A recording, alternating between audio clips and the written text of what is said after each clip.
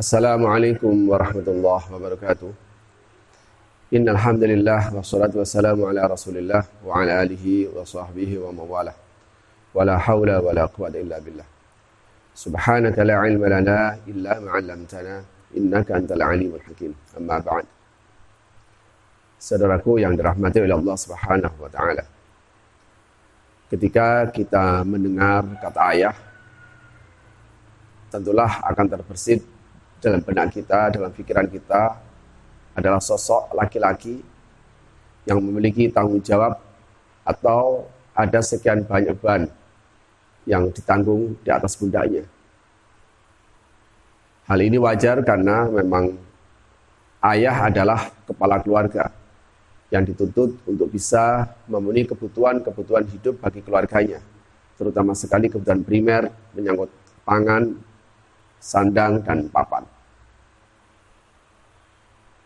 Bahkan bagi seorang ayah yang kaya atau seorang pengusaha atau memiliki karir politik, seorang pejabat, tentu saja dia akan memiliki obsesi tertentu. Anggap saja kalau si ayah tadi seorang pengusaha, maka dia sangat terobsesi bagaimana anaknya itu bisa melanjutkan kerajaan bisnisnya. Dia ingin bahwa sepeninggal dia, maka yang melanjutkan bisnisnya itu adalah anak keturunannya. Kalau seandainya dia seorang pejabat, dia ingin anaknya memiliki karir seperti dirinya. Begitu juga dalam karir politik, atau bahkan juga seorang ilmuwan. Tetapi kalau ini yang menjadi tolak ukur keberhasilan seorang ayah terhadap keluarganya, tentu saja ini menjadi tidak fair. Kenapa? Karena tidak semua orang tua punya kans yang sama untuk bisa mewujudkan obsesi seperti ini. Karena itu, ada satu arahan yang saya kira ini bisa menjadi satu kurikulum secara umum bagi semua orang tua, bagi semua ayah di keluarga muslim, yaitu sebagaimana yang dinyatakan di dalam surah Ibrahim. Ini adalah teladan dari Nabiullah Ibrahim, bagaimana Nabi Ibrahim menunjukkan tanggung jawabnya kepada keluarganya. Ini tercermin dari doa-doanya. Di antaranya adalah ada kalimat wajnubni wa baniya an na'budal asnam.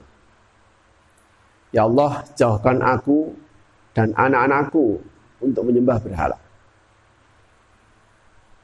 Nabiullah Ibrahim memberikan contoh kepada kita bahwa orang tua atau seorang ayah seharusnya senantiasa menjaga akidah dari keluarganya dengan benar. Dia pastikan akidahnya itu tidak terkontaminasi oleh kesyirikan, oleh kekufuran. Kalau toh seandainya dia harus memberikan pendidikan, maka harus dipastikan bahwa pendidikan itu justru harus menguatkan akidahnya, bukan malah menggerus akidahnya. Dan ini menjadi penting. Kenapa? Karena memang bani yang artinya anak di dalam Islam bukan sekedar bunuwatul lahmi wad dima, bukan sekedar darah daging, tapi adalah bunuwatul iqtida wal ittiba.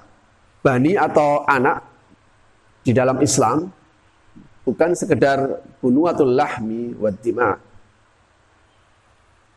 anak sebagai darah daging, tapi lebih dari itu adalah bunuwatul iqtida wal ittiba.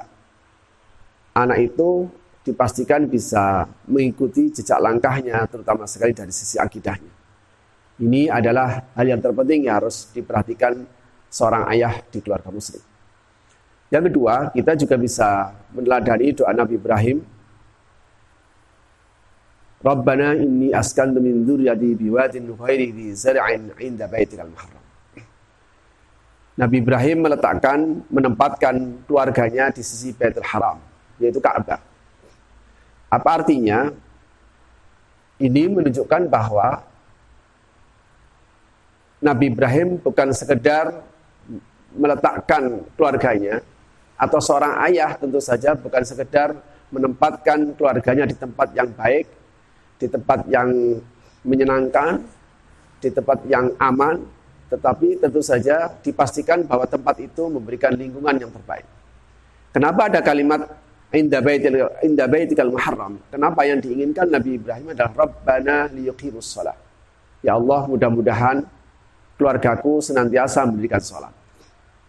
Saudara, tentu saja inilah yang harus menjadi cita-cita, obsesi, atau usaha bagi setiap ayah atau bapak di keluarga muslim. Yaitu apa? Bukan sekedar dia memberikan atau menempatkan keluarganya di tempat yang bagus, di tempat yang baik, tetapi dia pastikan bahwa tempat itu menciptakan satu lingkungan yang baik untuk bisa senantiasa menjalankan perintah-perintah Allah, terutama sekali menegakkan sholat. Karena itu, di mana saja berada sesungguhnya tidak ada masalah, baik di kota, di desa, di tempat yang subur, atau di tempat yang tandus sekalipun, sesungguhnya tidak ada masalah ketika dia punya tujuan atau cita-citanya adalah bagaimana bisa menciptakan lingkungan itu menjadi lingkungan yang baik, sehingga keluarganya bisa senantiasa mendirikan sholat. Ini yang menjadi tujuan pokok, tanggung jawab pokok maksud saya, tanggung jawab pokok bagi seorang ayah terhadap keluarganya. Selebihnya itu adalah persoalan-persoalan yang bersifat sekunder, mendukung bahwa anaknya ingin sukses secara materi, anaknya ingin punya ilmu tertentu dan sebagainya. Itu saya kira hal-hal yang dipikirkan kemudian. Tetapi yang harus dipastikan adalah akidahnya benar dan sholatnya senantiasa terjaga. Kalau seandainya Anda punya anak yang sekolah di luar negeri, tentu harus pastikan bahwa dia di sana akidahnya tetap terjaga, sholatnya tetap terjaga. Kenapa? Karena ini menjadi amanat Al-Quran. Ya ayyuhalladzina amanu qu anfusakum wa ahlikum nar. Wahai orang beriman, peliharalah dirimu dan keluargamu dari neraka. Mudah-mudahan kita bisa menjalankan amanat ini untuk menjaga keluarga kita, bukan saja terpenuhi secara materi, tetapi juga terjaga secara akidah dan senantiasa bisa melaksanakan perintah-perintah agama di mana saja berada. Semoga ini ada manfaatnya. Wallahu a'lam bishawab. Hadana Allah wa iyyakum ajma'in. Assalamualaikum warahmatullahi wabarakatuh.